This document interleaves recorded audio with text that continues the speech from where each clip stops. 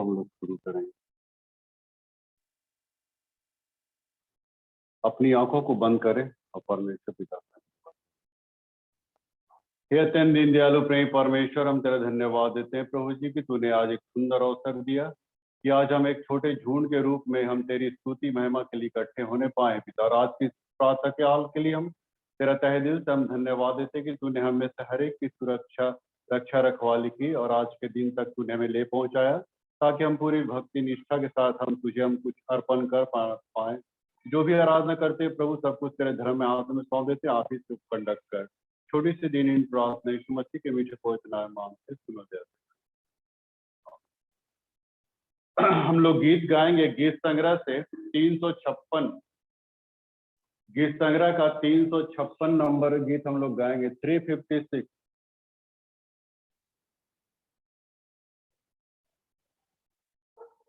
प्रभु तोरे मंदिरा में पूजन करूं मैं, प्रभु तोरे मंदिरा में पूजन करूं मैं, पूजन करूं मैं, पूजन करूं मैं, पूजन करूं मैं, पूजन करूं मैं, प्रभु तोरे मंदिरा में पूजन करूं मैं, प्रभु तोरे मंदिरा में पूजन करूं मैं, प्रभु तोरे मंदिरा में पूजन करूं मैं।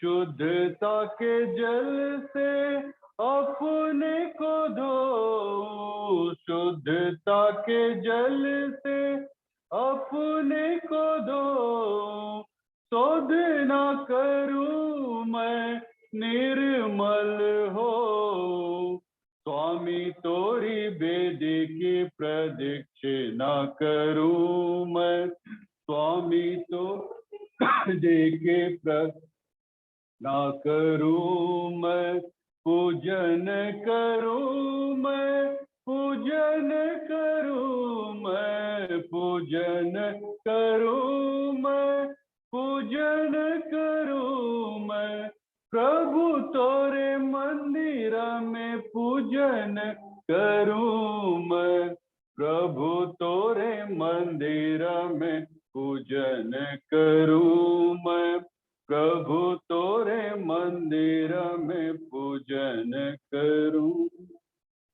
मन और हृदय को अपने में जांचू, मन और हृदय को अपने में जांचू, सुनलाता सावधानता से लूं, सत्य और आत्मा से भजन करूं मैं, सत्य और आत्मा से भजन करूं मैं, पूजन करूं मैं, पूजन करूं मैं, पूजन करूं मैं, पूजन करूं मैं, प्रभु तोरे मंदिरा में पूजन करूं मैं, प्रभु तोरे मंदिरा में पूजन करूं मैं, प्रभु तोरे मंदिरा में पूजन करूं मैं।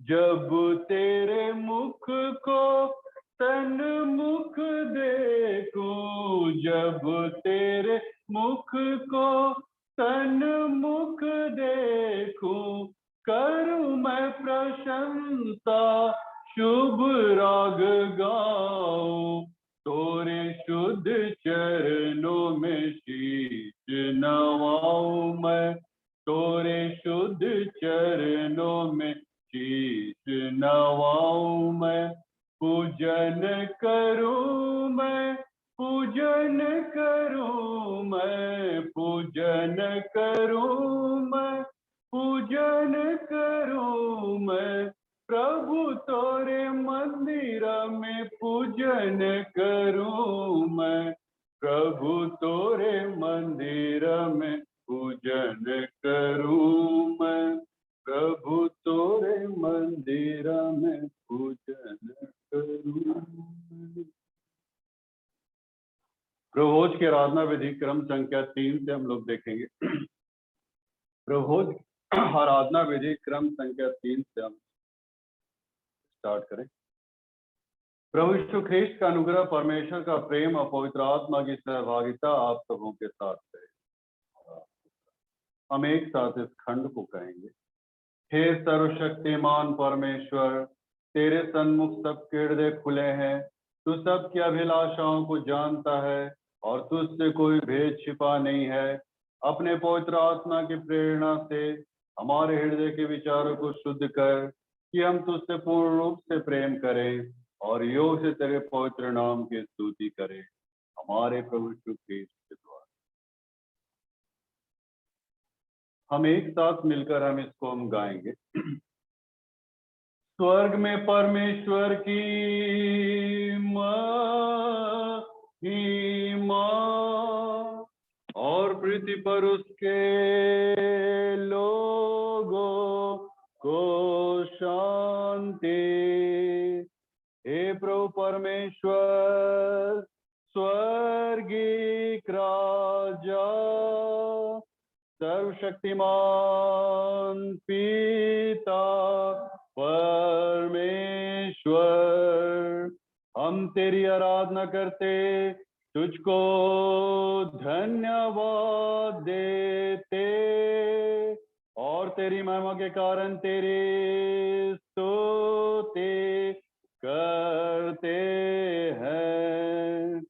हे प्रभु यीशु ख्रीस्त, परमेश्वर पिता के एकलौते पुत्र, हे प्रभु परमेश्वर, हे परमेश्वर के मेमने, तू जगत का पाप उठा ले जाता है। हम पर दया कर, तू पिता की दाहिनी ओर विराजमान है। हमारी प्रार्थना स्वीकार कर, क्योंकि केवल तू ही पवित्र है, तू ही प्रभु है। तू यीशु ख्रीस्त पवित्र आत्मा के साथ परमेश्वर पिता की महिमा में परमुच्च है। मंडली कृपया बैठ जाएंगे प्रार्थना।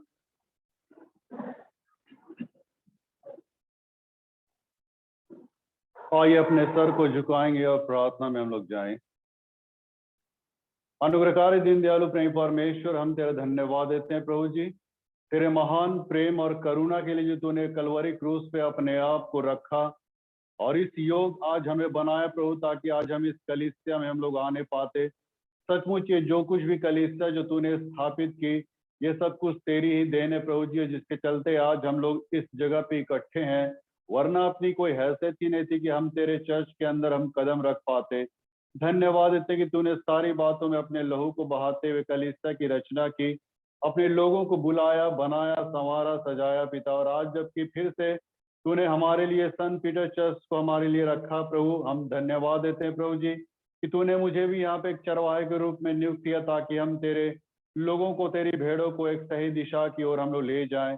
तो हम सारी बातों में तुझे आदर और धन्यवाद देते हैं, और आने वाले दिन भी हम कलीसिया को उत्तरोत्तर और भी हम वृद्धि होता हुआ हम देखने पाए, ऐसी तू सामर्थ्य, योग्यता, आत्मा प्रदान करते रहना। छोटी सी दिन इन प्रार्थना यीशु के नाम से मांगते सुनते हैं।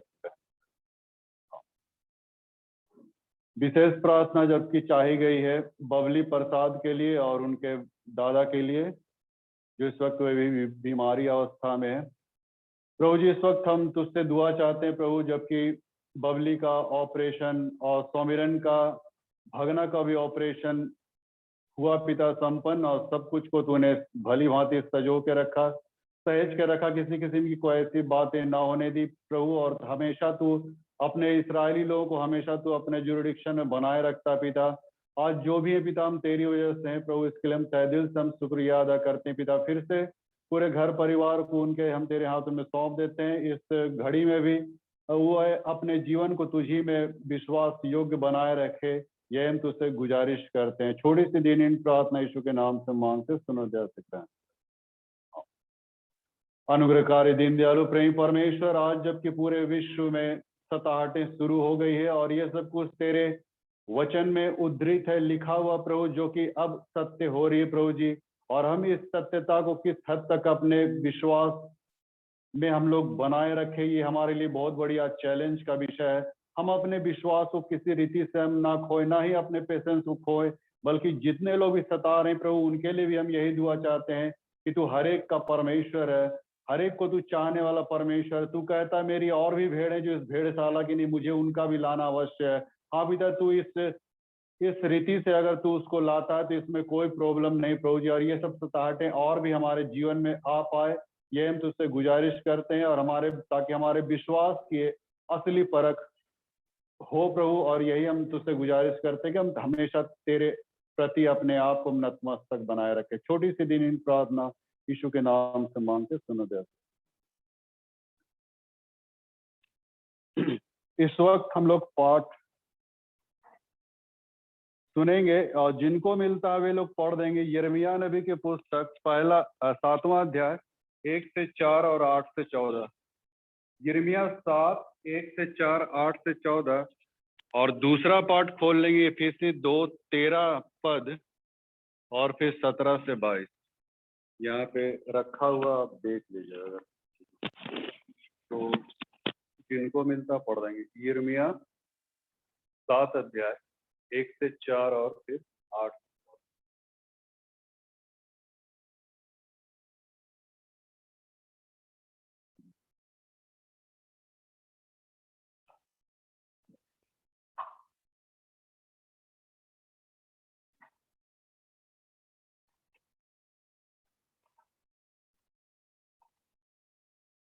आज का वचन है यिर्मयाह 7 का 1 से 8।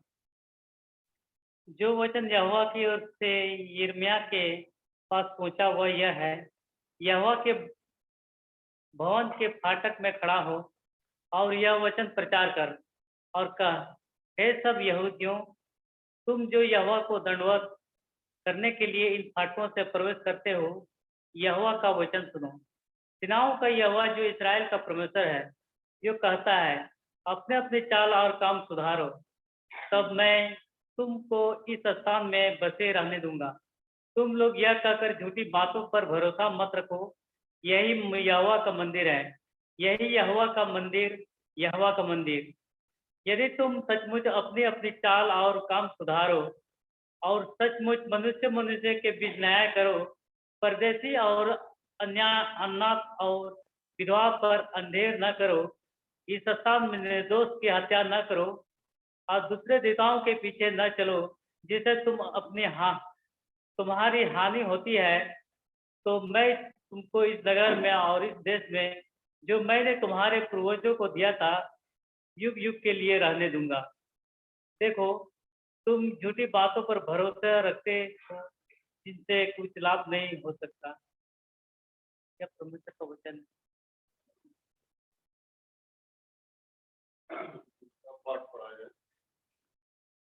इफिसी की पत्री 2 अध्याय 13 पद और फिर 17 से 22। इफिसी 2 का 13वां पद और 17 से 22।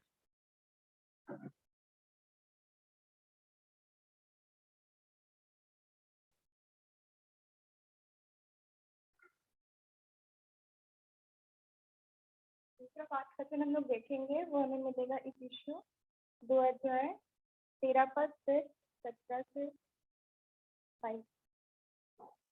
यहाँ इस प्रकार लिखा है, पर अब मसीह यीशु में तुम जो पहले दूर थे, मसीह के लहू के द्वारा निकट हो गए हो।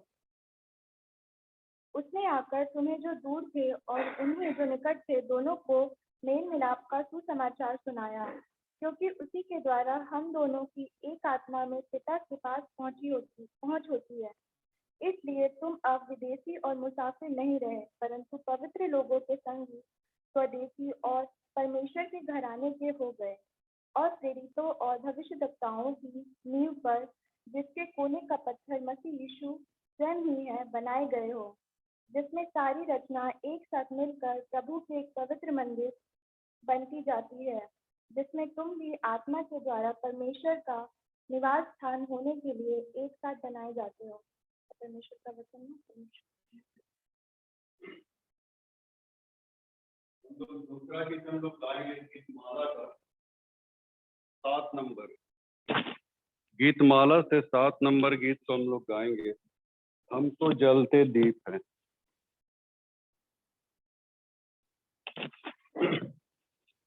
गीतमाला का 7 नंबर।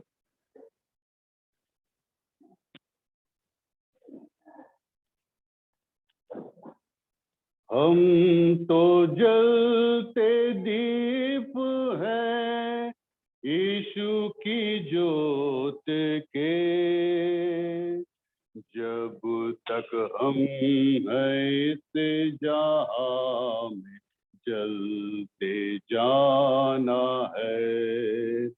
अंधियारे डगर पे हो आंधिया कहीं, हर डगर पे ज्योति यीशु की फैलाना है। हम तो जलते दीप हैं, जलना जिंदगी हमारी यीशु के लिए, जिसने दाग हर गुनाह से मेरे धो दिए, जिसने सूली पे जलाई ज्योति प्रेम की, वो ही ज्योति मेरे दिल में आज जल रही, आज जल रही। जिसने पाया है हमें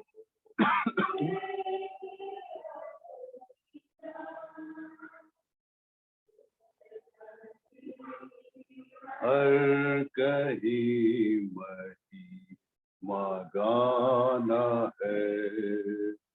हम तो जलते दीप हैं, जल रहे है जिंदगी यहाँ गुनाह में, प्रभु ने हमको है रखा अपनी निगाह में, दे रहा आवाज सबको आओ मेरे पास, पास रखूंगा हमेशा, होते क्यों निराश, होते क्यों निराश।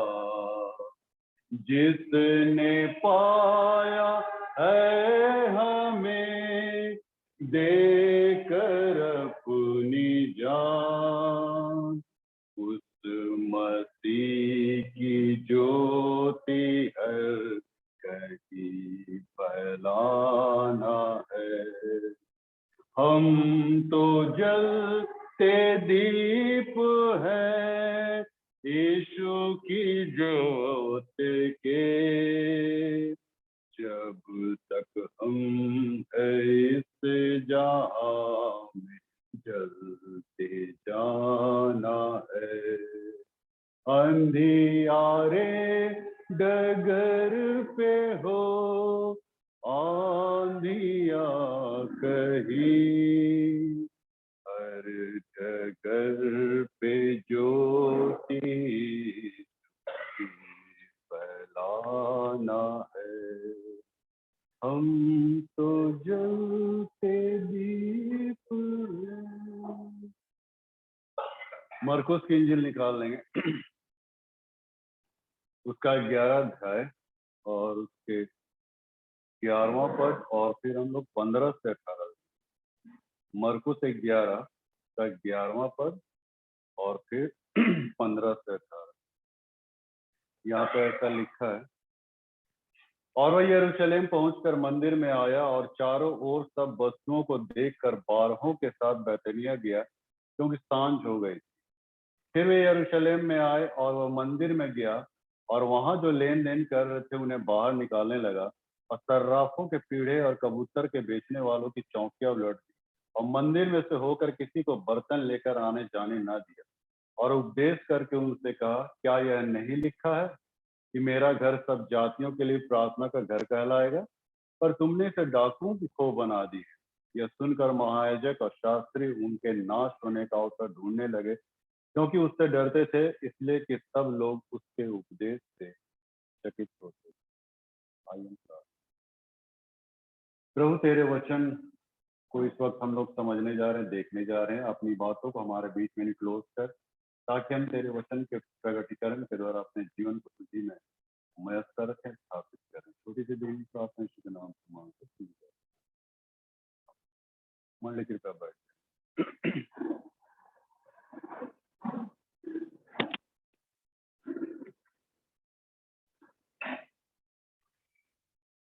और जेंट्स पर्सन लोग एकदम नील बटा सन्नाटा हो गया, सब मछली मारने गया था। जरूर कुछ डाल।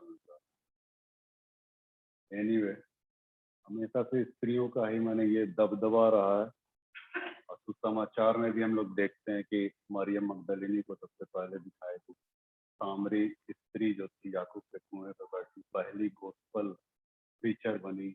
ये सब कुछ महिलाओं को मैंने काफी कुछ मतलब दिया गया है, इसके लिए काफी ऊपर ज्यादातर बच्चा और महिला लोग रहे, पुरुष लोग तो खैर। एनीवे, हम लोग थोड़ी देर हम लोग यहाँ पे बातचीत करने जा रहे हैं, और आज का जैसा कि टॉपिक है या जिस बिंदु पे हम लोग विचार करेंगे, परमेश्वर का सच्चा मंदिर। आज हम इस संदर्भ में हम लोग बातचीत करने जा रहे हैं, परमेश्वर का सच्चा मंदिर। मंदिर कहने से बड़ा अटपटा सा लगता है, नहीं?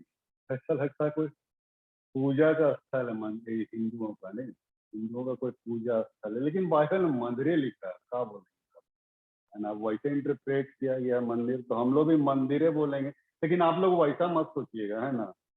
इधर उधर मत चलिएगा। चर्च, हाँ, दूसरे तरीके से हम लोग इसको चर्च बोल सकते हैं।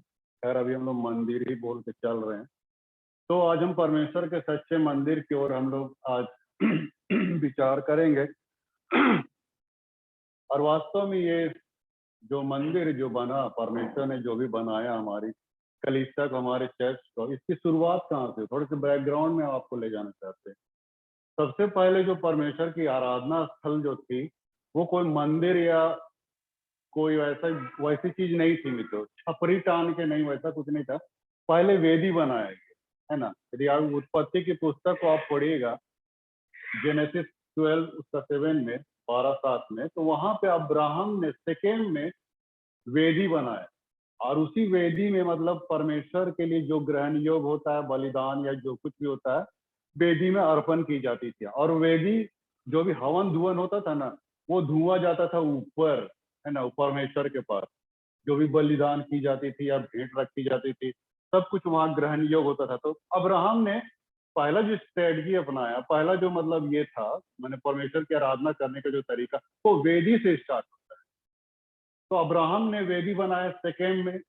उसके बाद जब आगे बढ़ते गया, जैसे जैसे मतलब इंसान कहना चाहिए डेवलप होते गया, यूं कहा जाए डेवलप ही कहा जाएगा, जब मूसा के टाइम, जब इस्राएली लोग वहां से निकले मिस्र देश से कनान की ओर, तो जहां कहीं भी बादल आके ठहर जाता था, बादल का खंभा है ना, बादल बतलाती, तो जहां कहीं ठहर जाता था वहां इस्राएली लोग भी क्या हो जाते थे, रुक जाते थे।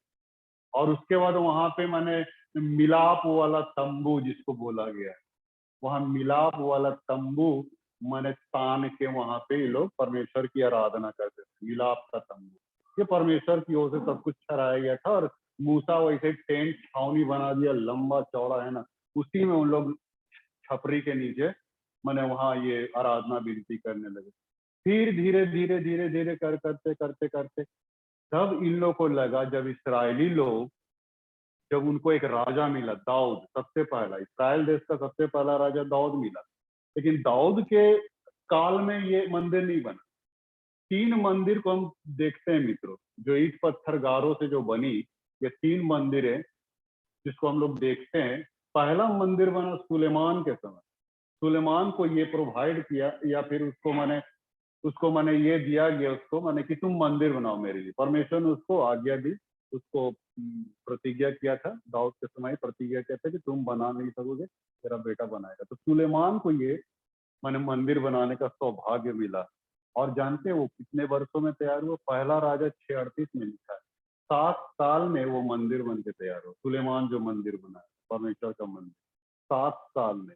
ये पहला राजा 638 में है। लेकिन तब 400 साल के बाद, 400 साल के बाद नबूकदनेस्सर ने ये 587 बीसी, बिफोर क्राइस्ट, यीशु के आने से 587 साल पहले नबूकदनेस्सर राजा ने यरूशलेम में चढ़ाई करके पूरा मंदिर को, परमेश्वर का भवन को तहस नहस कर दिया।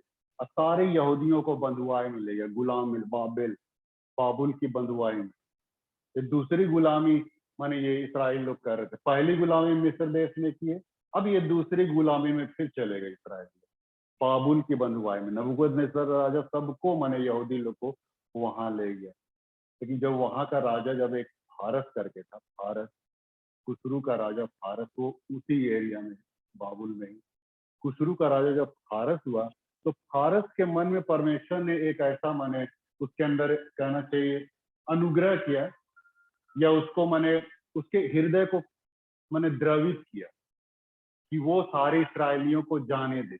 और तब सारे इसराइली लोग एजरा नेहम्याह के कार्यकाल में, उस समय एजरा नेहम्याह था, एजरा शास्त्री नेहम्याह पिलाने हारा था, तो उसी के कार्यकाल में बहुत सारे यहूदी लोग वहां से निकले यरूशलेम में कि हम परमेश्वर का मंदिर को फिर से बनाए। उन लोग की यही इच्छा थी कि परमेश्वर का मंदिर का निर्माण किया जाए। और फारस के राजा के पास उन्होंने अनुनय विनय किया, फारस के राजा उन लोग को जाने दिया, लेकिन सभी लोग नहीं गए। वैसे यहूदी जो मतलब वहां पे सेटल हो गए थे, बहुत सारे जो धनाढ्य परिवार के थे जो यहूदी लोग, वो लोग वहीं पे सेटल हो गए, फारस में, खुसरू में ही, वहां खुसरू वहीं पे वो लोग सेटल हो गए। लेकिन गरीब तबके के जो यहूदी लोग थे, वो लोग फिर वापस लौटे, वे लोग फिर यरूशलेम आए, क्योंकि उनके अंदर में ये भावना थी कि हमारा भी परमेश्वर का भवन हो, घर हो, मंदिर हो। और फारस के राजा ने भी, खुसरू ने भी बहुत सहायता की, जितना हेल्प देना था उसको दिया, जितना माल पानी सोना चांदी और सब कुछ उसको दे के विदा किया। और फिर वहां जाके उन लोग मैंने 500 बीसी में तैयार किया दूसरा मंदिर। देखा एजरा नेहम्याह के समय, नेहम्याह, इसको पढ़ेगा नेहम्याह को, उस मंदिर को बनाने में इन लोग को बहुत मैंने पापड़ बेलना पड़ा। और ये 500 बीसी में दूसरा मंदिर ये बना, लेकिन पहले जैसा भव्य नहीं था। पहला जो सुलेमान जो बनाया था वो बहुत भव्य मंदिर, लेकिन सेकंड जो चर्च बना या मंदिर बना वो थोड़ा सा मतलब वो ऐसा ये नहीं था। लेकिन हाँ, परमेश्वर का भवन बन गया। अब वहां इन लोग फिर आराधना करने लगे। लेकिन होता क्या है, फिर 168 बीसी में अंतियोकुस एपिफेनस ये आक्रमण कर दिया यरूशलेम। एक राजा था अंतियोकुस एपिफेनस, वो आक्रमण करके इस पूरे माने इस 168 बीसी में इस मंदिर को भी वो ढा दिया, नाश कर दिया। दूसरा मंदिर भी बना, उसको भी माने ये नेस्तनाबूत तबाह कर। फिर तीसरा मंदिर बना। तीसरा मंदिर किसके समय बना? हेरोदेस के समय। हाँ, ये तो नए नियम में, इसीलिए आप लोग जानिए कितना साल लगा तीसरा मंदिर बनाने? किसी को ईयर याद है? ये आपको 46 वर्ष, यूहन्ना 2:20 में, यूहन्ना 2:20 में 46 साल इस तीसरे माने मंदिर को और हेरोदेस राजा ने बनाया।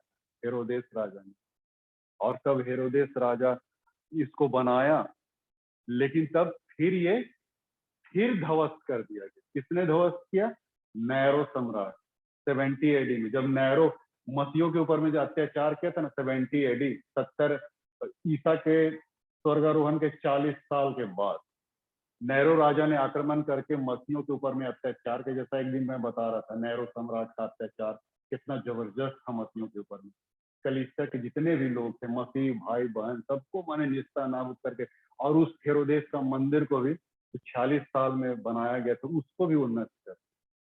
और जानते इसका प्रोफेसी यीशु मसीह ने किया था। आपको मिलेगा ये मरकुस, उसका मरकुस में है, मैं ख्याल नहीं कर रहा हूँ, मरकुस 13:2 में। हाँ, इसका प्रोफेसी यीशु मसीह ने किया था। जब चेलों के साथ यीशु मसीह वहां पे वो हेरोदेस का बनाया जो मंदिर में जब घूम रहा था, तो चेले लोग बोल रहे थे, देखो ना प्रभु कितना अच्छा नक्काशी है, कितना अच्छा दीवार, कितना अच्छा ये वो लमसम। यीशु मसीह ने क्या कहा, यहाँ एक पत्थर भी नहीं बचेगा जो ढाया ना जाए। यीशु मसीह ने पहले ही कह दिया था, यहाँ एक पत्थर भी ना बचेगा जो ढाया ना जाएगा। और वास्तव में वहां पे हम देखते हैं कि 70 AD में माने ये, ये क्या बोलते हैं, नेरो सम्राट पूरा उसको तहस नहस ध्वस्त कर देने का नाम। तो ये जो मंदिर जो अभी हम लोगों ने जिक्र किया, ये मंदिर जो बनाया गया, ये ईंट सीमेंट और गारों से बनाया गया मित्रों। लेकिन अभी असल मुद्दा अभी भी बाकी है। अभी एक और मंदिर का जिक्र बाइबल में आया है, उस मंदिर के विषय में भी हम लोग देखेंगे। लेकिन यहाँ पे भी एक मंदिर जो यरूशलेम के मंदिर में तो शुद्धिकरण किया, ये बहुत बड़ी बात है कि प्रभु ने जो वो वहां पे शुद्धिकरण किया, ये इस बात का घोतक है, ये हमारे जीवन को दिखा रहा है। हम पूरा शब्दशः हम नहीं जाएंगे मित्र। यरूशलेम का शुद्धिकरण जो यीशु मसीह ने कोड़ा ये करके किया कि मेरे भवन को तुम माने डाकुओं के खो बना दिया है, और वहां पे सबको मतलब भगाया, सबको निकाला, सबको ये माने विद्रोह किया प्रभु यीशु मसीह। तो कलीसिया में कुछ ऐसी बातें चर्च में हो रही थी जिसके चलते उसको अच्छा नहीं लगा। परमेश्वर के भवन में वहां बजाय इसके की आराधना की जाती, वहां बाजार बना हुआ। और यही सब मैंने गुस्सा से, क्रोध से यीशु मसीह हंटर उठा लिया और सबों को वहां से खदेड़ा और भगाया। तो ये जो यहाँ पे यरूशलेम की जो शुद्धिकरण जो किया, वो हमारे आत्मिक जीवन को दिखा रहा, आत्मिक जीवन को दिखा रहा। वो सिर्फ यरूशलेम का शुद्धिकरण नहीं था मित्र, हमारे आत्मिक जीवन का शुद्धिकरण। हमारे अंदर भी बहुत सारी ऐसी बातें हमारे अंदर में आती है मित्र, बहुत सारे ऐसी बुराइयां, त्रुटियां और बहुत सारा अनगिनत पाप हमारे अंदर जन्म लेती, और उसको यीशु मसीह शुद्धिकरण करना चाहता है। इसीलिए तो पौलुस क्या कहा पहला कुरिन्थी 3:16 में, क्या तुम नहीं जानते कि तुम परमेश्वर का मंदिर हो। अब मंदिर का भावार्थ यहाँ पे खुल के सामने आया। मंदिर कौन है? मंदिर ईंट पत्थरों से निर्मित मंदिर नहीं है मित्रों, इसे हम मंदिर नहीं कर सकते, ये चर्च नहीं है। नए नियम के आलोक में चर्च का एक दूसरा अभिप्राय यहाँ पे दिखलाया गया। अब पौलुस इस चीज को कहता है कि क्या तुम नहीं जानते कि तुम परमेश्वर का मंदिर हो, और इस परमेश्वर के मंदिर में परमेश्वर की आत्मा वास करती है। ये बड़ी बात है। इंसान का शरीर, ये है परमेश्वर का चर्च, कलीसिया, मंदिर। चर्च का हिंदी रूपांतरण है कलीसिया, और कलीसिया जो शब्द आया है एक्लेसिया से आया। एक्लेसिया का अर्थ होता है चुने हुए लोगों का समूह। ये चर्च है। कोई बिल्डिंग और ये सब को हम लोग जनरली वे में तो हम लोग यही सोचते हैं ना, चर्च बोलने से तुरंत हमारे दिमाग में एक इमेजिन पैदा होता है कि कोई बिल्डिंग है। लेकिन बिल्डिंग वो नहीं है मित्रों, बिल्डिंग हम और आप है। हम और आप एक चर्च है, उसकी कलीसिया है, उसके चुने हुए लोगों का एक समूह है। ये परमेश्वर हमारे समीप ये सब कुछ रखना चाहता है। तो इस कलीसिया का सुधार होना भी बहुत जरूरी। दोनों कलीसिया का, जो ईंट पत्थरों से बनी कलीसिया है, उसका भी सुधार, शुद्धिकरण होना बहुत जरूरी है। क्योंकि अभी भी देखिए कई ऐसे कलीसियाओं में माने खरीद फरोख्त चलता है। कितने लैंड, कितने जमीनें बेच दी जाती है। आसनसोल का जमीन, वो दुर्गा मार्केट जो बन गया है वहां, कितना अच्छा रोड से मैंने चर्च दिखता था, CNI चर्च, लेकिन वहां पे दुर्गा मार्केट बन गया। एक बिशप साहब थे, अब उसका क्या उसका मतलब खोदना निकालना, बिशप साहब ने उसको सेल आउट कर दिया सामने की जमीन को, वहां पे दुर्गा मार्केट बन गया CNI चर्च के ठीक सामने। कितनी जमीनें बेच रही, भागलपुर में बेचा गया, बहुत सारी जगहों में, छोटा नागपुर में। तो ये सब जो बेचा जा रहा है मित्रों, कलीसिया एकदम, जिस कलीसिया को किसने बनाया? परमेश्वर ने बनाया, कोई इंसान ने नहीं बनाया। यीशु मसीह का संस्थापक है मित्र। यीशु मसीह ने पहले ही कह दिया था कैसरिया फिलिप्पी में, पतरस को उसने कहा था यीशु मसीह ने कि तू पत्थर है और मैं इस पत्थर पर अपनी कलीसिया खड़ी करूंगा, पहले ही बोल दिया था। और यीशु मसीह इस कलीसिया का संस्थापक है मित्रों। अब कब बना? ये स्वर्गारोहण के बाद, जब पेंटिकुस्त का दिन आया, उस समय ये कलीसिया का निर्माण हुआ। 120 लोग वहां पे इकट्ठे और सब पवित्र आत्मा उनके जीवन में उतरा आया। वो कलीसिया, चुने हुए लोगों का समूह, वो कलीसिया। उस कलीसिया को मैंने प्रभु यीशु मसीह ने प्लांट किया या फिर प्रोड्यूस किया या फिर बनाया, बचाया, उसको सहेजा, संवारा। और आज जितने भी कलीसिया बनी गई मित्रों, ये सारी कलीसिया ये चेलों के द्वारा भी बनाई गई। यीशु मसीह संस्थापक जरूर थे, लेकिन उसके बाद में जो कलीसियाएं जो बनाई गई वो चेलों के द्वारा बनाई जाने लगी। जगह जगह पे और भी लोग माने यीशु मसीह को ग्रहण करते चले गए, कलीसिया खड़ी होती चली गई। तो इसीलिए एक व्यक्ति ने, एक विद्वान ने कहा कि कलीसिया की जो नींव जो बनी है प्रेरितों के लहू पे बनी। प्रेरित लोग अगर लहू ना बहाते, ये कलीसिया चारों तरफ जहां पूरे वर्ल्ड में जो फैली है वो नहीं बन पाता। तो प्रेरितों का बहुत बड़ा योगदान है।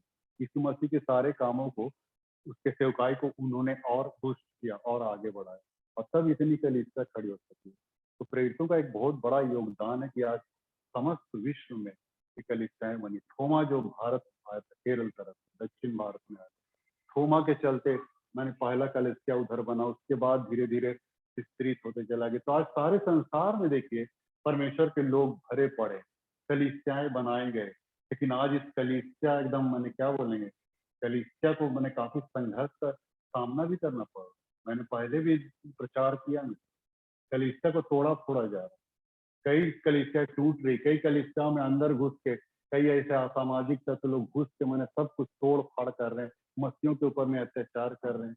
हम लोग एकदम डर सा गए एकदम, क्योंकि कलीसिया के ऊपर में वार हो रहा है मित्रों अब इन दिनों, और ये होनी एकदम लाजमी है, एकदम तयशुदा है, ऐसा होगा ही होगा। ये बाइबल में लिख दिया गया है। तोड़ दिए जाएंगे, चर्च तोड़ दिए जाएंगे। हमें एक तो हिंदू एक एजेंडा में पढ़ रहा था, 20 सूत्री कितना कितना तो हाँ 20 सूत्री या कितना कार्यक्रम था, उसमें लिखा हुआ एजेंडा हिंदुओं का, भाजपा का। उसमें मैंने एजेंडा में सब कुछ दिया हुआ कि हर चर्च के बगल में एक मंदिर बना, हाँ, हर मिशन स्कूल के बगल में एक मंदिर बना, लड़कियों को मतलब उन लोग से मैंने विवाह किया जाए, हिंदुओं से मैंने गैर मसीहों से क्रिश्चियन लड़कियों को विवाह करवाया जाए, मैंने जबरदस्ती का जैसा भी ऐसा एजेंडा मैंने एक बार पढ़ा था जब मैं लोहरदगा में, वो पता नहीं कहाँ से ला गया, लेकिन वो सब एजेंडा देखिए बनाया गया था पहले, और वही एजेंडा पे आज लोग काम कर रहे हैं और कलीसिया को छीन भिन स्थिति में ला दिया। अभी हर कोई के चेहरे पे खौफ है, हर किसी के चेहरे पे खौफ है। हमको शरीर का जरूर डर है, लेकिन आत्मा का डर नहीं। प्रभु क्या कहता है कि तुम शरीर को जो घात करते उससे मत डरना, परमेश्वर का मंदिर है, इसको नष्ट करेगा, लेकिन तुम घबराना नहीं, आत्मा को तुमको छूने नहीं पाएगा। परमेश्वर ने ये कहा प्रभु यीशु मसीह ने मत्ती 10:28, जो शरीर को घात करते हैं और आत्मा को घात नहीं कर सकते उनसे मत डरना, लेकिन उसी से डरना जो शरीर और आत्मा दोनों को घात कर सकता है, नरक में डाल सकता है। तो आत्मा और शरीर को कौन नरक में डाल सकता है? सिर्फ परमेश्वर। आत्मा को कोई छू नहीं पाएगा मित्र। हमारा शरीर जो परमेश्वर का मंदिर है, अवश्य इसको करके ध्वस्त कर देगा, लेकिन यीशु मसीह का भी शरीर को तो ध्वस्त किया, लेकिन यीशु मसीह ने क्या कहा?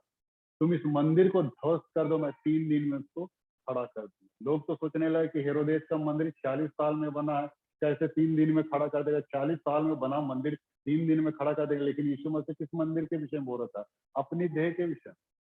ये है एक्चुअली परमेश्वर का मंदिर, और इस मंदिर को हमको बनाना है मित्रों, इसको सहेजे रखना है, ताकि कई ऐसे अटैक होंगे, आक्रमण होंगे, आपकी भावनाओं को चोट पहुंचाएगा, आपकी इमोशंस को, आपके जज्बातों को ठेस पहुंचाएगा। कई ऐसे रिलीफ जो आपको मिलने वाले हैं मित्रों, वो सारी कुछ को आपको नहीं मिलेगा कि मंदिर आपका जो है एकदम त्राही त्राहीमाम हो जाए। हो सकता है कि आप पत्र जैसा आप मुकर भी जाए, मैं प्रभु को नहीं जानता, ऐसा होने वाला है।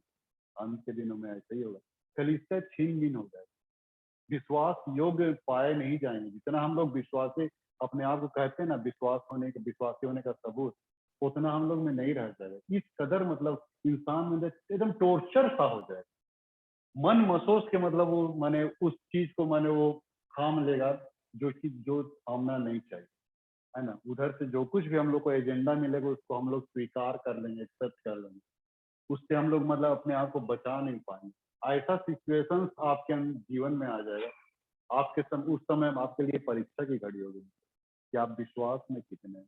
अभी तो हम लोग विश्वासी विश्वासी बड़ी बोलते हैं ना, कि विश्वास विश्वास, शब्दों में विश्वासी तो हम लोग बहुत बोल दिए, विश्वासी होने का सबूत भी ठोक दिए, बहुत सारा दावा भी ठोक दिए। लेकिन अब जो होगा, ये जो परख जो हो रही कलीसिया तोड़ने की, मनुष्य को तोड़ने की, मसीहों को तोड़ने की, अब हमारे विश्वास की परख करनी, हम किस हद तक अपने इस विश्वास पे हम कायम रहेंगे, इस गवाही पे कायम रहेंगे। पत्रस जैसा ना कहे मित्रों, पहले भी मैंने एक दिन प्रचार किया, पत्रस भी मुकरा तो मुकरा, वो तो एक अलग एजेंडा था। एक बार जब यीशु मसीह जब बता रहे थे कि अवश्य मनुष्य के पुत्र को दुख उठाना पड़ेगा, सताहटें आएंगी, उसको क्लेश उठाना पड़ेगा, उसको पीड़ाएं उठानी पड़ेगी, क्रूस पे जाना पड़ेगा, तीसरे दिन मरेगा, तीसरे दिन जी उठेगा, सारी बातें जब बता रहा था यीशु मसीह, मत्ती 16 अध्याय के 21-22 से, यीशु मसीह जब ऐसे बताने लगा कि मेरे साथ ऐसा टॉर्चर होगा, तो पतरस जानते हैं उसको एक किनारे ले गया और उसको झिड़कने लगा, प्रभु तुम्हारे ऊपर ऐसा कोई आंच आए, ये सब मने ठीक नहीं, काहे ऐसा बोल रहा है। हम लोग भी तो आज ऐसे ही बोल रहे हैं ना, कि प्रभु हमारे ऊपर कोई आंच ना आए, हमारे इस मंदिर को ध्वस्त ना होने दे, हमको बचाए। हम शरीर की चिंता करें, पतरस को भी शरीर की चिंता, तो जान रहा है कि यीशु मसीह के ऊपर आंच आएगा तो मेरे ऊपर भी आंच आएगा, मैं भी पिटाऊंगा, मैं भी दुख उठाऊंगा, मुझे भी। तो पतरस उस रूट में जाना ही नहीं चाहता था, उस वे में जाना ही नहीं चाहता था। लेकिन मंदिर ऐसे नहीं बनता है, परमेश्वर का मंदिर जो बनता है बहुत ठोक बजा के बनता है, विश्वास योग्य बनता है। वो एक दिन आएगा जब कलीसिया को उठाएगा।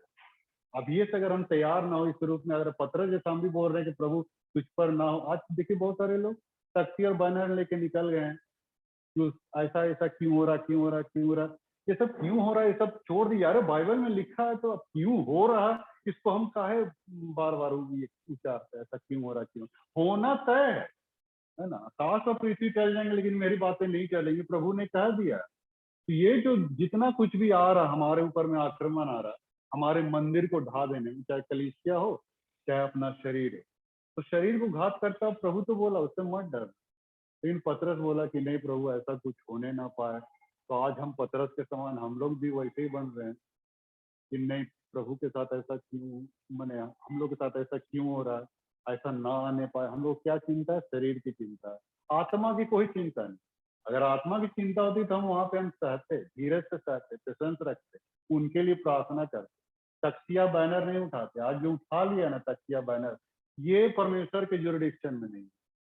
तख्तियां उठाना, बैनर उठाना और ज्ञापन देना, डीसी का घेराव करना, लॉ एंड ऑर्डर के ऊपर उंगली उठा देना, ऐसा कुछ परमेश्वर कभी नहीं सिखाया।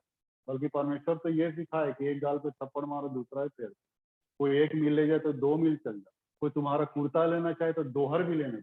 तुम अपने पड़ोसी से प्रेम करते हो लेकिन तुम शत्रुओं से प्रेम करो, तब जाके कहीं जाके मसीह प्रेम दिखलाए करो। इस कदर मतलब परमेश्वर का वचन इस हमारे जीवन के लिए मैंने कहता है। तो आज हम इस बात को हम समझे, जाने कि परमेश्वर हमसे क्या चाहता है। इस मंदिर को बरकरार रखने के लिए आपको ये सताहट को झेलना ही पड़ेगा। आपके ऊपर में टॉर्चर आएगा, हो सकता है कोड़े के निशान। पौलुस क्या कहता है, मैं तेरे कोड़े के निशान को अपनी देह में लिए फिरता हूँ, तुम्हारी दागों को, तुम्हारी कोड़े के निशान। वो पौलुस को भी काफी टॉर्चर किया शरीर में, लेकिन फिर भी उसका शरीर एकदम स्टैंड किया, विश्वास में बना रहा, मारो जितना मारो। जब ये स्वर्गारोहण के बाद भी चेले लोग का मन, हृदय एकदम ऐसा बदला, उसके बाद बोला कि जितना टॉर्चर कर सकते हो करो, हम सहने के लिए तैयार। तो ऐसा मैंने चेला लोग भी चैलेंज कर दिया। तो उन लोग को शरीर की कोई चिंता नहीं थी, आत्मा की चिंता। वही चिंता तो हमें भी करनी मित्रों। शरीर तो लॉस हो जाएगा, नष्ट हो जाएगा, खत्म हो जाएगा, लेकिन अगर आत्मा को आप बचा लिए मित्रों, तो फिर आप समझिए कि आपको फिर से एक नया शरीर आपको मिलेगा। आपका शरीर लॉस नहीं होगा, आपका शरीर जाके डिपॉजिट हो जाएगा, है ना। आत्मा डिपॉजिट हो जाएगी, आपको फिर से एक नया शरीर देगा प्रभु। तो काहे हम घबरा रहे हैं, जब शरीर वो देगा ही, फिर एक मंदिर फिर से हमको देगा बना के, तो फिर हम डर काहे रहे हैं।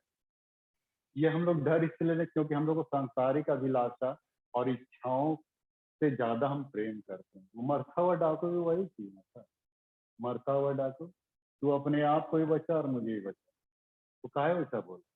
क्योंकि उसको शारीरिक चिंता थी, शारीरिक अभिलाषा, उसको फिर से उसी जीवन में जाने की उसके अंदर में अभिलाषा और डिजायर थी कि हम फिर से वही पुरानी जिंदगी में चले। इसीलिए तो बोल था कि हमको बचा, अपने ही बचो और हमको ही बचा।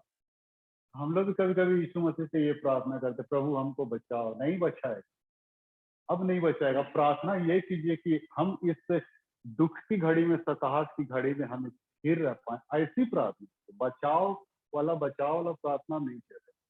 ऐसे सिचुएशंस में अपने आप को हम पेशेंस रखें, अपने अपने शरीर को स्ट्रांग रखें, ये मैंने बहुत बड़ी बात।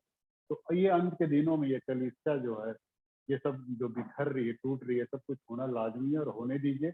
जो कुछ होता है ऐसी अवस्था में हम अपने जीवन को प्रभु के विषय में जो कुछ भी बोलता, कभी कभी ऐसा भी होता है, मैंने अगर कोई प्रभु यीशु मसीह के विषय में बोल दिया तो हम कभी भी उसके विरुद्ध हम लोग नहीं बोल पाते, उसके अगेंस्ट में, उसके प्रोटेस्ट में, यीशु मसीह के बिहाफ में कभी हम बोल नहीं पाते। लेकिन यदि कलीसिया के विषय में कोई कह दे तब तो हम लोग तुरंत मिजाज हम लोग अच्छा नहीं जाता। कलीसिया, आज हम लोग कलीसिया से ज्यादा प्रेम करते, चर्च से ज्यादा प्रेम करते, बजाय इसके कि प्रभु से प्रेम करें। कलीसिया बड़ी है कि चर्च बड़ा है? कलीसिया बड़ी है कि प्रभु बड़ा है? प्रभु ना बड़ा है, लेकिन प्रभु से ज्यादा हम कभी कभी हम लोग कलीसिया को हम मान। अब भूल जाइए मित्रों, बिल्डिंग रहेगा नहीं रहेगा, अब ये भूल जाइए। बचा सकते हैं तो अपनी इस बिल्डिंग को बचाइए। ये है बिल्डिंग, परमेश्वर का बिल्डिंग, इसको बनाना चाहता है। तो हम लोग कभी कभी हम लोग कलीसिया से, माने प्रभु से ज्यादा महत्व कलीसिया को दे देते हैं। नहीं, कलीसिया चाहे चर्च में चाहे कितना भी अच्छा रीति विधि हो, अनुष्ठान हो, या कितना भी सिद्धांत उस कलीसिया के खरे क्यों ना हो, पवित्र क्यों ना हो, लेकिन फिर भी वो प्रभु से बढ़ के नहीं हो सकता है। कलीसिया तो एक बनी हुई चीज है, एक रचित चीज है, लेकिन जो उसका रचनाकार है, जो प्रभु यीशु मसीह, वो बड़ा होता है। बनाने वाला बड़ा होता है, बना हुआ चीज बड़ा नहीं होता है। प्रभु के प्रति अपने आप को हमेशा बनाए रखेंगे। अंत के समय में ये छिन-भिन की स्थिति आएगी और हम लोग एक साथ हम लोग जुमे रहें, बने रहें, हम लोग इधर उधर भागे ना, भटके ना, बल्कि अपने विश्वास को सीधा टू दी पॉइंट एकदम प्रभु में हम लोग बनाए रखें। क्योंकि प्रभु जब अपने इस देह रूपी मंदिर को जब तोड़ के जब फिर तो रिन्यूअल कर सकता है, तो क्या हम लोग को नहीं देगा मित्र? देगा। मैंने कहा ना, जैसा यीशु मसीह ने अपने देह को तोड़ा, लेकिन फिर से वो जीव एकदम एकदम आत्मिक और स्वर्गीय पूरा महिमामय शरीर में, वैसा महिमामय शरीर आपको भी मिलेगा, बशर्ते कि हम इस मंदिर को बचाने में हम लगे। ये भूल जाइए संत पीटर चर्च, है ना, बल्कि इस मंदिर को याद कीजिए, अपने इस मंदिर को, क्योंकि ये मंदिर अपना नहीं है मित्रों। हमारा जो ये शरीर है, हमारा जो ये मंदिर है परमेश्वर का, ये अपना नहीं। पहला कुरिन्थी 6:19-20 को आप पढ़िएगा, वहां पे लिखता है ना कि तुम अपने नहीं हो लेकिन मोल लिए गए। यीशु मसीह ने लहू से हमें खरीदा है, परचेस किए गए, खरीदे गए। हमारी अपनी खुद की ये कमाई नहीं है हमारा शरीर, ये प्रभु यीशु मसीह ने इसको लहू बहा के इसको खरीदा है, कॉस्ट चुका है, दाम चुका है, कीमत चुका है। और आज वही कीमत का हिसाब हमसे और आपसे मांग कि हम इस शरीर को किस हद तक हम प्रभु में न्यौछावर करें। ये बहुत बड़ी बात है। आज जो यरूशलेम का जो शुद्धिकरण किया, आज हमारे हृदय का और शरीर का, जीवन का शुद्धिकरण करना चाहता है। फिर से हम एक तेजस्वी कलीसिया के रूप में खड़ा करेगा। प्रभु यीशु मसीह आने वाला है बादलों में, और उस कलीसिया को खड़ा करेगा। इस CNI GLRC और ये सब नहीं, वो नहीं, ये तो सांसारिक तरीके से वो अपनी कलीसिया को बना रहा है इस वक्त। ये सताहट लाने के द्वारा भी बना रहा, परख रहा है कौन कितना विश्वास में है। एक टेस्टिंग शुरू हो गया, एग्जामिनेशन शुरू हो गया। लोग नहीं समझ पा रहे हैं, लेकिन मैं आपको समझा रहा हूँ, इस वक्त परमेश्वर अपना न्याय यहाँ पे प्रकट कर दे रहा है, न्याय प्रकट कर रहा है। इसको ध्यान से सोचिए मित्रों, कि जितनी भी सताहटें आ रही है, ये कोई इंसान के तहत नहीं आ रही है। वो कोई ज्योति शर्मा सता नहीं रही, परमेश्वर ने ज्योति शर्मा के मन को कठोर किया। मैंने कहा ना, ये निर्गमन 14:8 में, उस दिन मैं गलत बोल गया था, 3रे अध्याय में मैं बोल गया था। निर्गमन 14:8 में लिखा है, फिरौन के मन को किसने कठोर किया?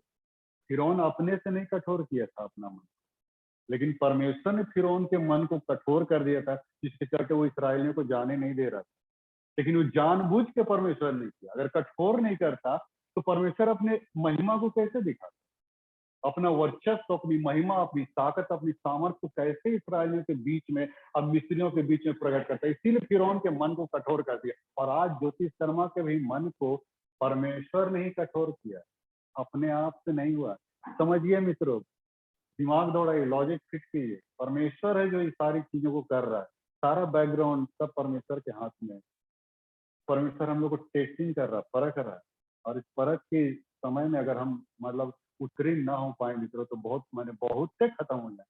7 वर्ष का जो महाक्लेश बाइबल कहती है ना, वो शुरू हो गया। 7 वर्ष अभी धीरे धीरे ये और समस्या विकराल रूप, 7-8 और विकराल रूप धारण कर। तो आप कितना रलिया निकाले, कितना आप ज्ञापन दीजिएगा, कितना आप मैंने तख्तियां पकड़िएगा।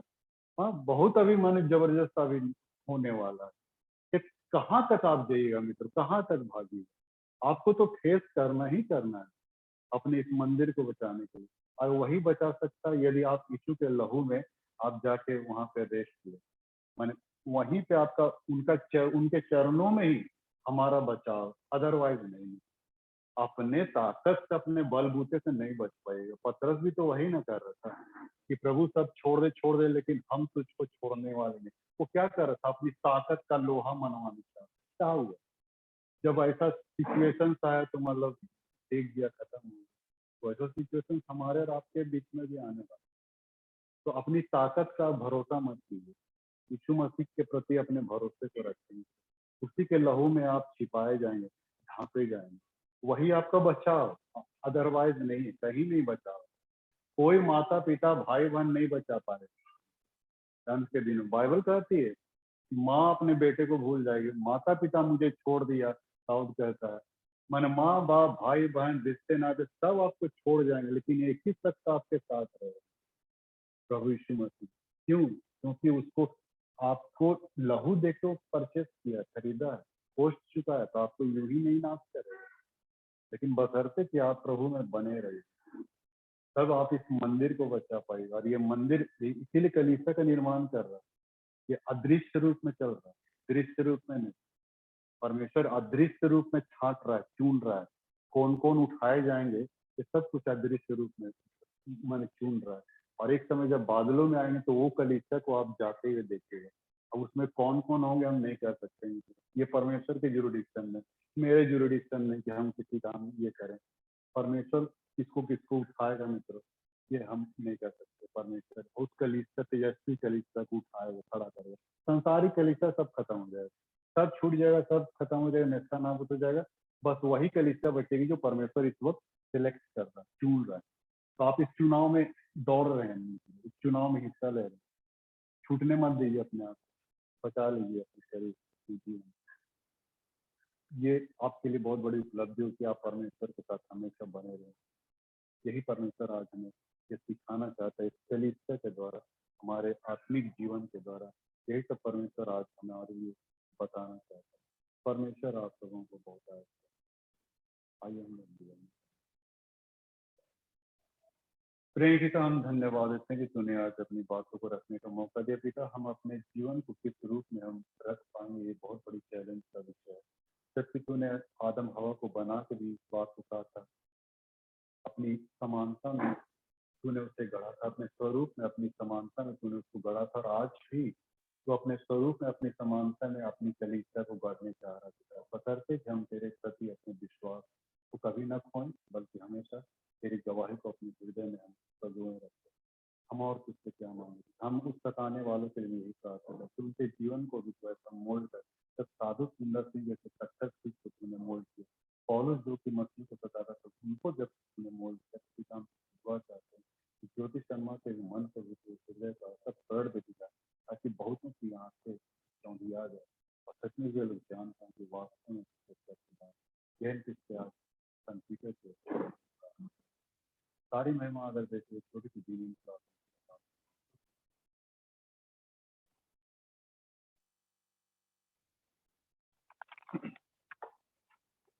इस वक्त हम लोग गीत गाएंगे सीधे।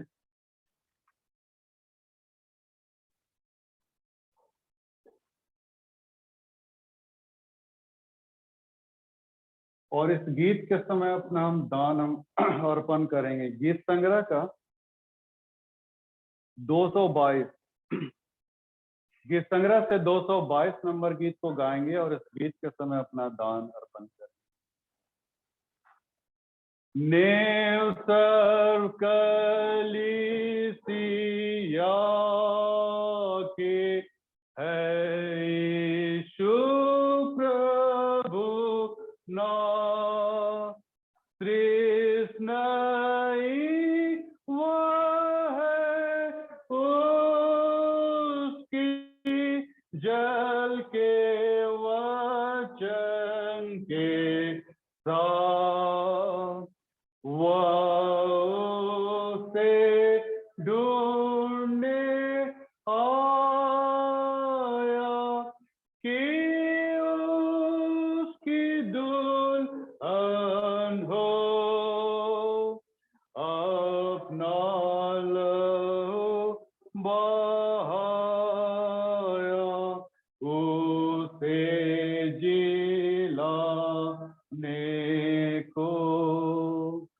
हर देश से चुनी हुई कलीसिया एक ही है, यह उसके त्राण की झंडी, एक प्रभु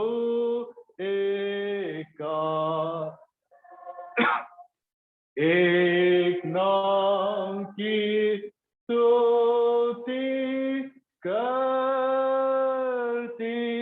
एक भोजन खाती है, एक आपकी बाट वह जोते पागी सब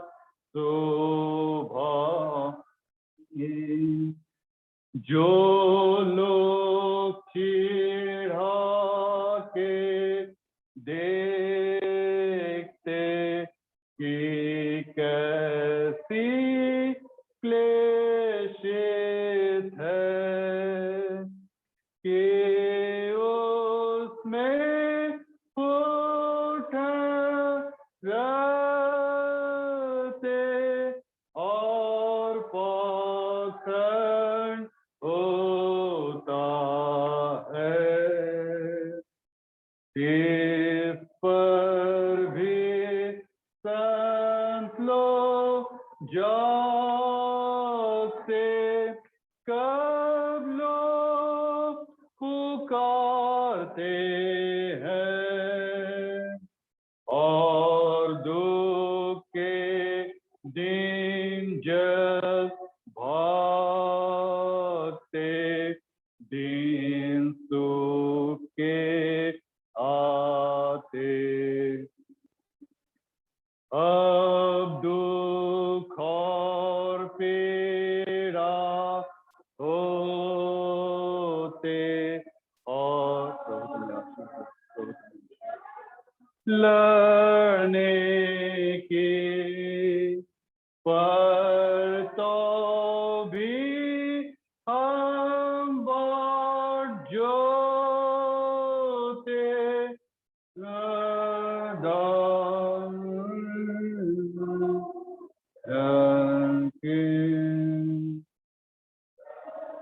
तक हमारी आँखें ना देखे स्वर्ग को और मंडली जय पाए विश्राम।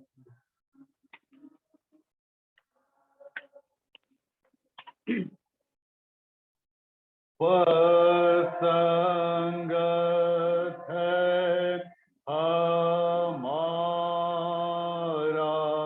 इस जग में ईश्वर और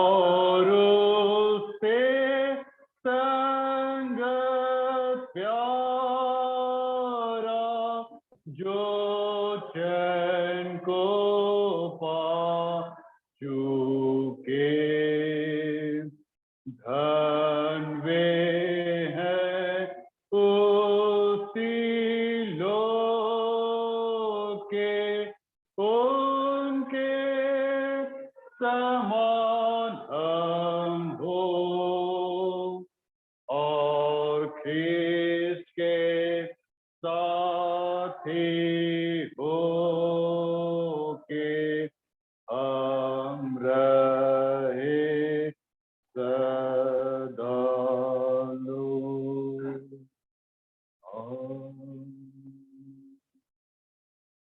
हम इस भेंट को और उसके साथ अपने आप को परमेश्वर की महिमा के लिए अर्पण करते हुए हम एक साथ क्रम संख्या 27 की प्रार्थना। सर्वशक्तिमान परमेश्वर, जगत के सृष्टिकर्ता, सब वस्तु तुझसे प्राप्त होती है और तेरी संपत्ति में हम तुझको भेंट चढ़ाते हैं। हम तुझसे विनती करते हैं कि तू इस दान को और रोटी दाखरस के भेंट को अपने नाम की महिमा और अपने लोग की भलाई के लिए स्वीकार कर। हमारे प्रभु यहाँ उपस्थित है, उसका आत्मा हमारे साथ अपने मन स्वर की ओर उठाओ। हम प्रभु अपने परमेश्वर को धन्यवाद दें। तो धन्यवाद और स्तुति करना उचित है।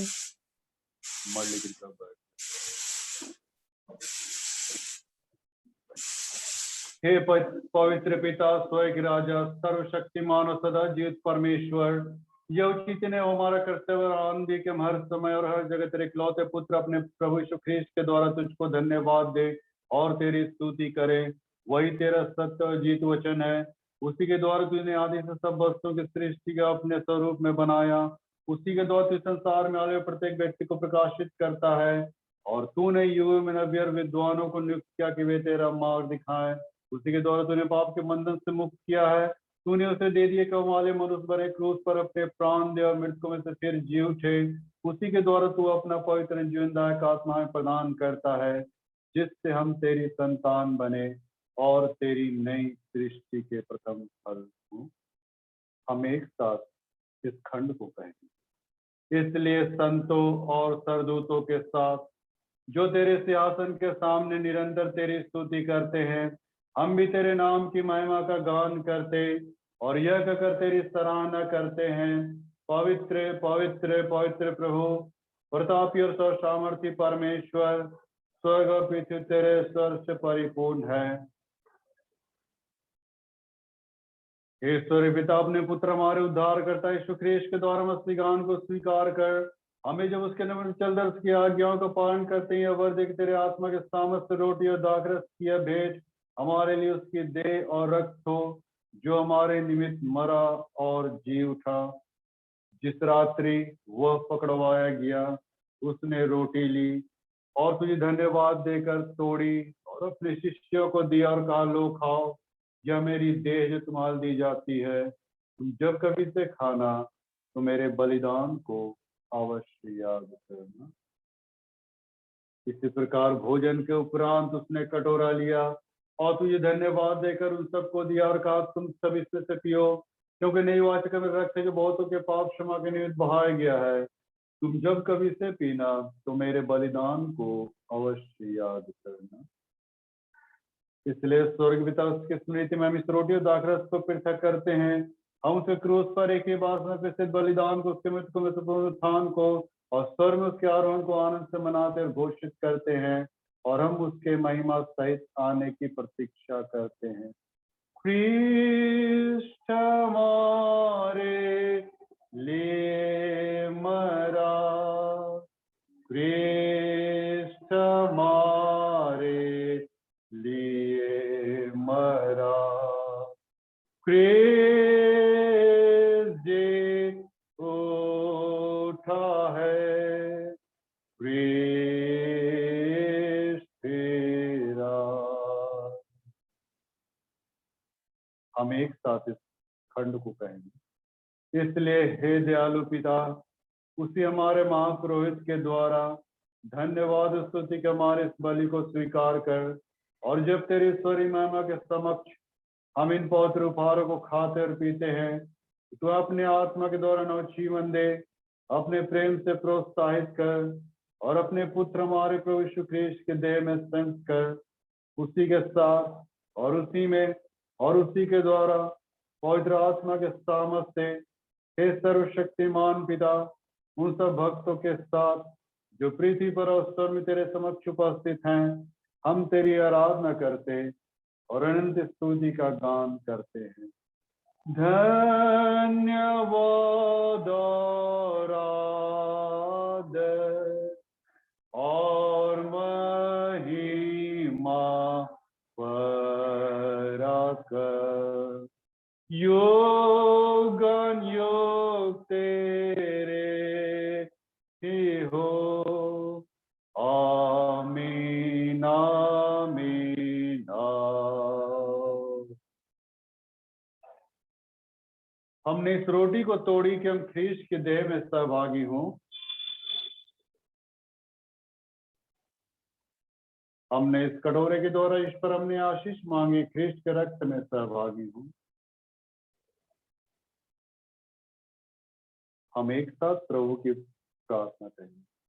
हे हमारे पिता, तू जो स्वर्ग में है, तेरा नाम पवित्र माना जाए, तेरा राज आवे, तेरी इच्छा जैसे स्वर्ग में पूरी होती है वह पृथ्वी पर भी हो। हमारी दिव्य की रोटी आज हमें दे, हमारे अपराधों को क्षमा कर जैसे हमने अपने प्राणी को क्षमा किया है। मैं परीक्षा में न ला परंतु बुराई से बचा, क्योंकि राजस्थान तो महिमा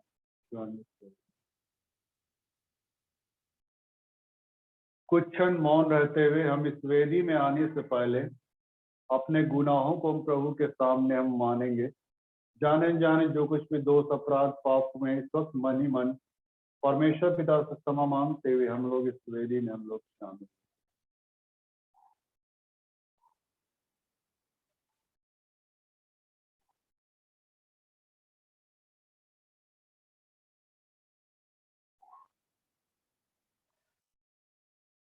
हम दीन प्रवेश की प्रार्थना एक साथ। हे दयामय प्रभु, हम अपनी धार्मिकता पर नहीं परंतु तेरी बड़ी और बहुविद्या पर भरोसा करके तेरे इस मेज के पास आने का साहस करते हैं। हम तो इस योग भी नहीं कि जो चूर चार तेरे मेज पर से गिरते उन्हें चुने, पर तू वही प्रभु है जिसका स्वभाव सदा दया करना है। इसलिए कृपालु प्रभु, हमको यह वर दे कि तेरे प्रिय ख्रीष्ट के मांस को ऐसे खाएं और उसका रक्त ऐसे पिए कि हमारी देह और आत्मा जो पाप से शुद्ध हुई है उसके अमूल्य देह और रक्त शुद्ध हो जाए और हम उसमें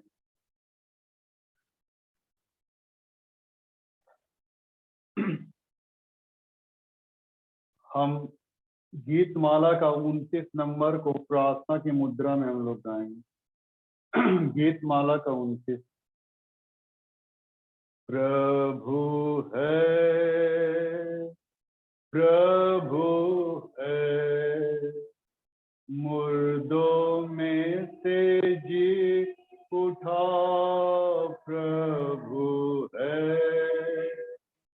हरे घुटना टेकेगी, हरे जे मान लेगी के यीशु प्रभु है। He is Lord, He is Lord. He has risen from dead, He is Lord. Every knee shall bow, every tongue confess that Jesus Christ is Lord. That Jesus Christ is Lord. That Jesus Christ is Lord. विश्वास के साथ पास आइए, प्रभु यीशु मसीह के देह और लहू को लीजिए और स्मरण कीजिए कि वो आपके लिए मरा और विश्वास के साथ इस मन में खाइए।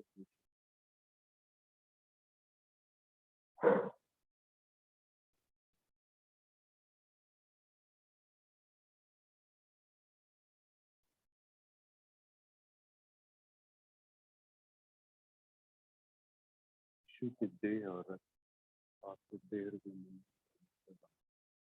यीशु के देह और रक्त आपके देह के मंदिर, यीशु के देह और रक्त आपके देह के मंदिर, यीशु की देह और रक्त आपके देह यीशु की देह और आपके देह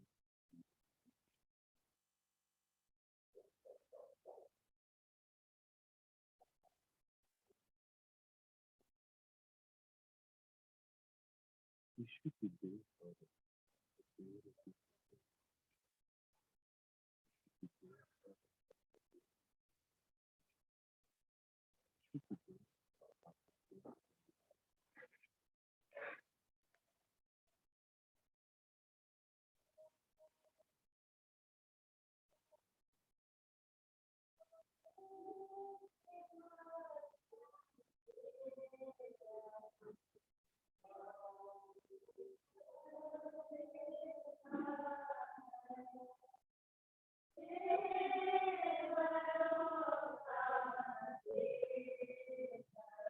यीशु की देह रूपी मन यीशु की देह और रक्त आपके देह रूपी मंदिर को बनाए यीशु की देह और रक्त आपके देह रूपी मंदिर का यीशु की देह और रक्त आपके देह रूपी मंदिर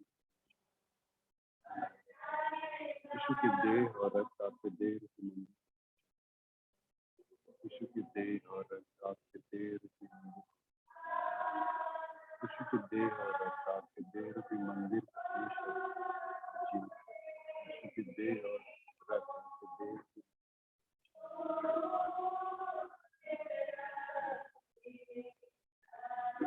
यीशु की देह और रक्त आपके देह रूपी मंदिर यीशु की देह और रक्त आपके देह रूपी मंदिर यीशु की देह और रक्त आपके देह रूपी यीशु की देह और रक्त आपके देह रूपी मंदिर यीशु की देह और रक्त आपके देह रूपी मंदिर यीशु की देह और रक्त आपके देह रूपी यीशु की देह और रक्त आपके देह रूपी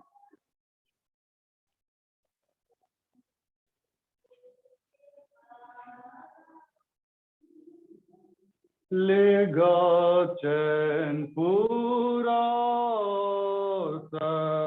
तो विश्वास तू देना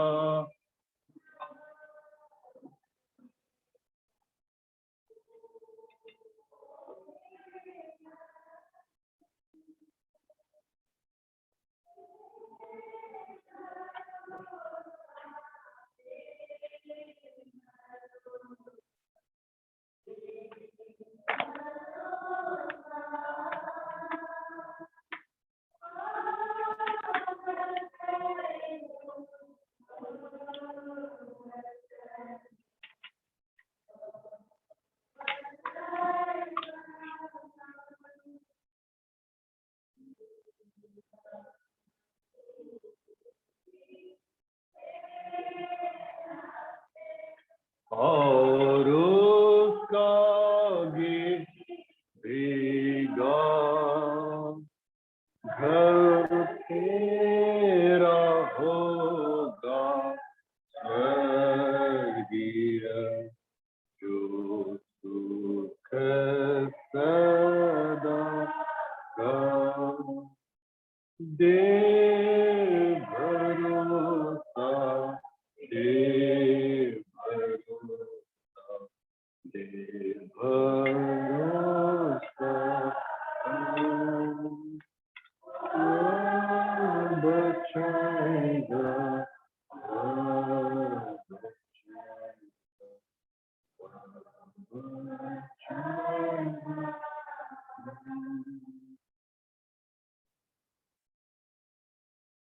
हमने इस साक्रामेंट को विश्वास के साथ ग्रहण किया है। हम लोग एक साथ मिलकर इस प्रार्थना को हम लोग कहेंगे। हे सर्वशक्तिमान परमेश्वर, हम तुझको धन्यवाद देते हैं कि तूने अपने पुत्र यीशु ख्रीस्त के देह और रक्त के आत्मिक भोजन से हमें तृप्त किया है।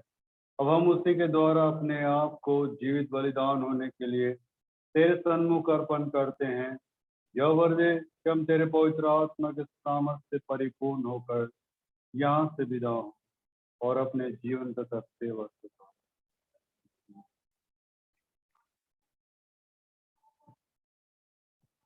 सूचनाएं हम लोग सुन लेंगे।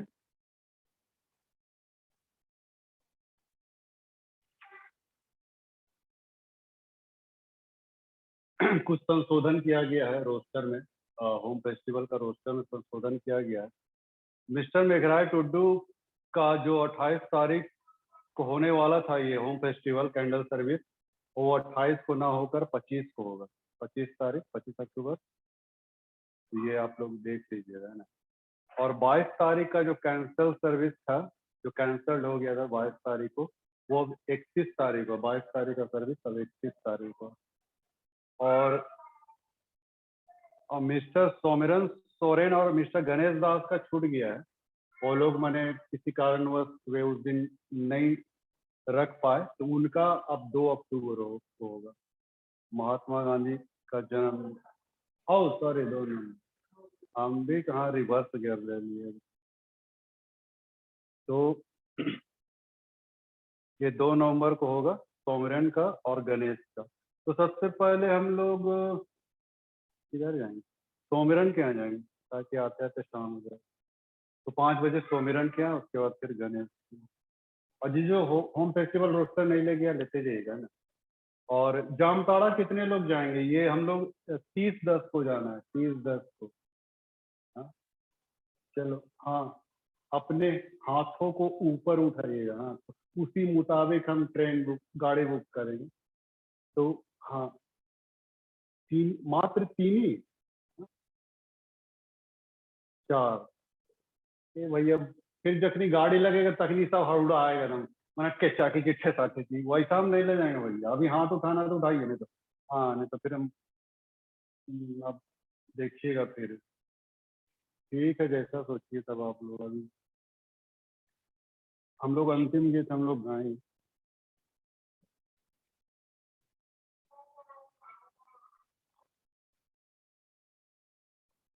ये गीत माला का 23 नंबर हम लोग गाएंगे।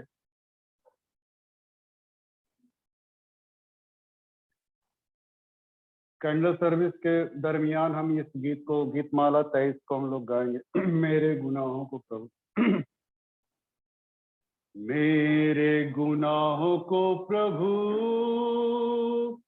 अपने लहू से धो दिया।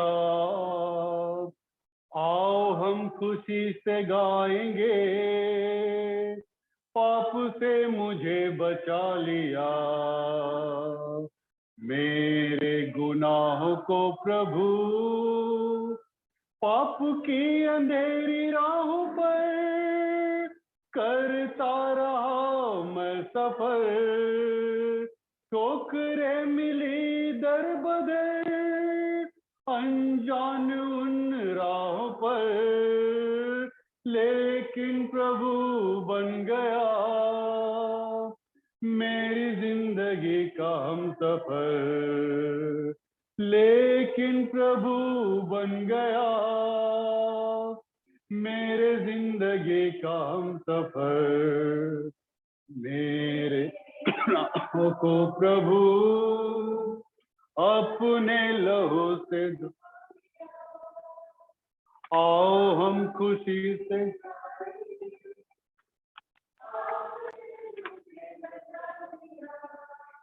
मेरे गुनाहों को प्रभु कैसी अजीब रोशनी मेरे दिल में छा गई।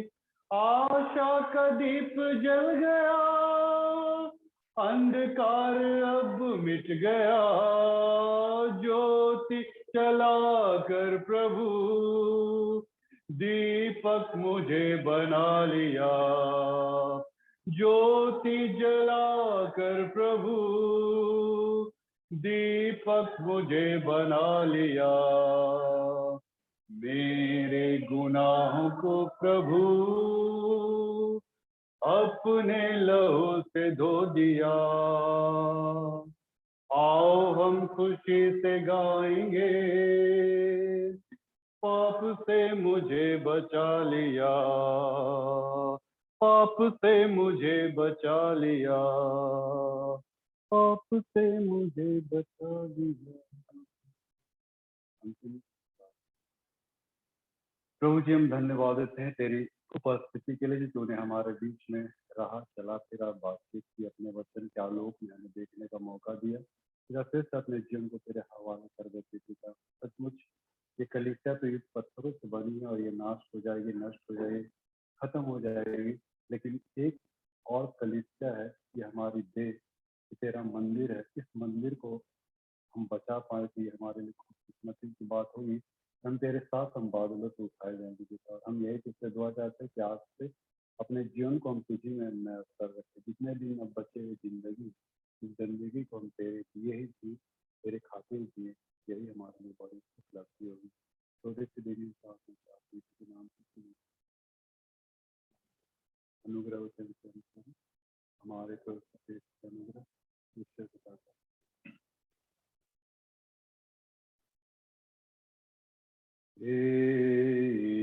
ईश्वर तू सदा सहाय विश्वासियों की ढाल। तू हो हमारा निताश्रय और प्रेमी देवत्वा।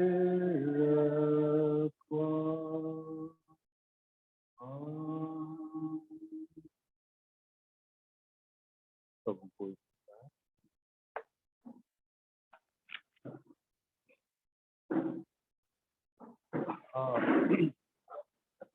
चलिए हाजिरी पुकारेंगे क्या? नहीं नहीं, हाजिरी नहीं पुकारेंगे, आई सही दे देते हैं।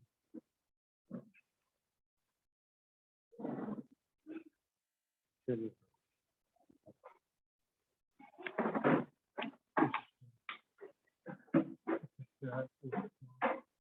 माता जी नहीं आए तो प्लीज नेते